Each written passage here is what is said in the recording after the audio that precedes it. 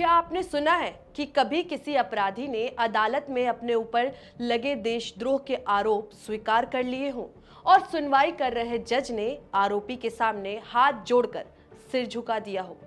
History with politics में आज हम बात करेंगे तारीख 18 मार्च साल 1922 की।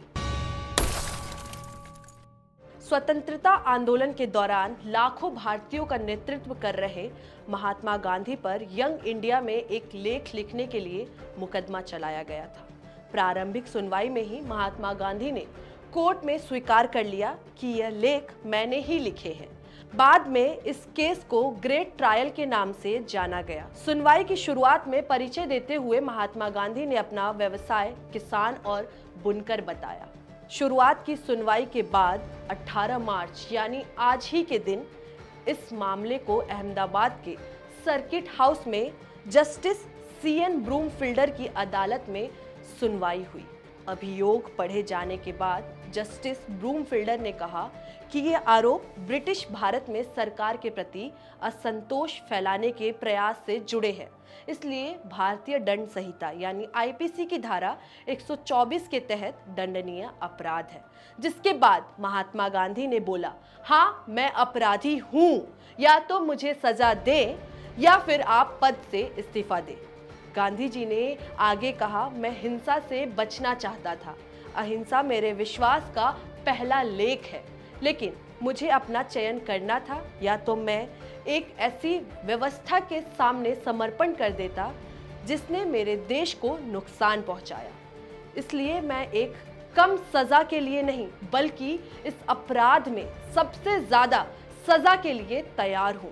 मैं दया के लिए प्रार्थना नहीं करता, मैं किसी भी मौजूदा अधिनियम की वकालत नहीं करता, इसलिए मैं इस मामले में सबसे बड़ी सजा भुगतने को तैयार हूं।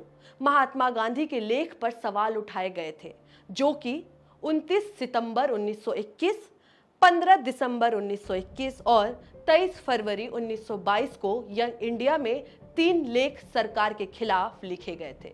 इसके बाद महात्मा गांधी के लिखे गए वफादारी से छेड़छाड़ यानी टेम्परिंग विथ लॉयल्टी, पहेली और इसके समाधान, the puzzle and it's solution और प्रेतों को हिलाना, ये तीनों लेख कोर्ट में पढ़ा भी गया। वरिष्ठ गांधीवादी लेखक प्रमोद कपूर ने महात्मा गांधी की जीवनी में लिखी है कि महात्मा गांधी के इस बयान पर जस्टिस ब्रूमफील्ड ने बापू के सामने सिर झुकाया और सजा सुनाई। सजा सुनाते हुए उन्होंने कहा, एक न्याय संगत सजा निर्धारित करना बहुत मुश्किल है। मैंने अब तक जितने भी लोगों के खिलाफ सुनवाई की है या भविष्य में सुनवाई करूंगा, आप उन सबसे अलग व्यक्ति हैं। आपसे राजनीतिक मतभेद रखने वाले लोग भी आपको उच्च आदेशों पर चलने वाले और संत के तौर पर मानते हैं। इसके बाद जस्टिस ब्रूमफील्डर ने बापू को 6 साल की कैद की सजा सुनाते हुए कहा कि अगर सरकार इस सजा को कम कर दे तो मुझसे ज्यादा खुश कोई नहीं होगा। इसके बाद उन्होंने एक बार फिर महात्मा गांधी के सामने सिर झुकाया। इस पर महात्मा गांधी ने कहा कि कोई भी जज मुझे इस अपराध में इससे कम सजा नहीं दे सकता है। इसके बाद उन्हें साबरमती जेल ले जाया गया और 2 दिन बाद उन्हें पुणे की यरवादा जेल भेज दिया गया था। दरअसल 1919 में अंग्रेज सरकार रॉलेट एक्ट लेकर आई। इस एक्ट में किसी पर राजद्रोह का आरोप लगने पर बिना सुनवाई के ही सजा सुनाई जा सकती थी। इसी एक्ट के विरोध में गांधी जी ने आंदोलन शुरू किया। देखते ही देखते इस अहिंसात्मक आंदोलन में हजारों लोग जुड़ गए थे। इसी दौरान उत्तर प्रदेश के चौरी चौरा में प्रदर्शनकारी हिंसक हो गए। भीड़ ने पुलिस स्टेशन में आग लगा दी। हिंसा में 22 लोगों की मौत हुई। इस घटना के बाद गांधी जी ने अपना आंदोलन वापस ले लिया, लेकिन अंग्रेज सरकार ने उन्हें राजद्रोह का दोषी करार देते हुए 6 साल की सजा भी सुनाई। प्रथम विश्व युद्ध के दौरान ही अंग्रेजों ने भारत में प्रेस पर पाबंदी लगा दी थी। किसी को भी बिना जांच के कारावास की अनुमति दे दी गई थी। भारत के बहुत से लोगों ने अंग्रेजों का विश्व युद्ध में साथ भी दिया था, लेकिन अंग्रेजों ने वही प्रावधान रॉलेट एक्ट के जरिए भारत में हमेशा के लिए लागू करने की तैयारी शुरू कर दी, जिससे पूरे देश में क्रोध फैल गया था। मार्च 1919 में जब अंग्रेजों ने रॉलेट एक्ट पारित किया गया तो गांधी जी के नेतृत्व में देश भर में लोगों ने इस दमनकारी कानून के खिलाफत शुरू कर दी।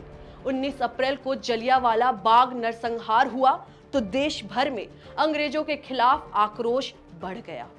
इसके बाद देशव्यापी असहयोग आंदोलन शुरू करने की तैयारी होने लगी, लेकिन आंदोलन हिंसक होने के बाद गांधी जी ने इस आंदोलन को खत्म कर दिया था, लेकिन अंग्रेजों ने उन्हें 10 मार्च 1922 को गिरफ्तार करके उन पर देशद्रोह का मुकदमा चलाया था और महज 8 दिनों में यानी 18 मार्च 1922 को गांधी जी को राजद्रोह के अपराध में 6 साल की कैद की सजा सुनाई गई। लेकिन अंग्रेज ज्यादा दिनों तक महात्मा गांधी को जेल में नहीं रख पाए।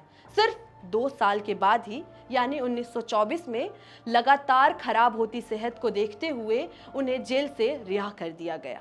इसी तरह की और भी तमाम हिस्ट्री को देखने के लिए हमारे नए शो को लाइक करें, शेयर करें, कमेंट करें और तमाम वीडियोस को देखने के लिए मॉलिटिक्स चैनल को सब्सक्राइब करें। धन्यवाद।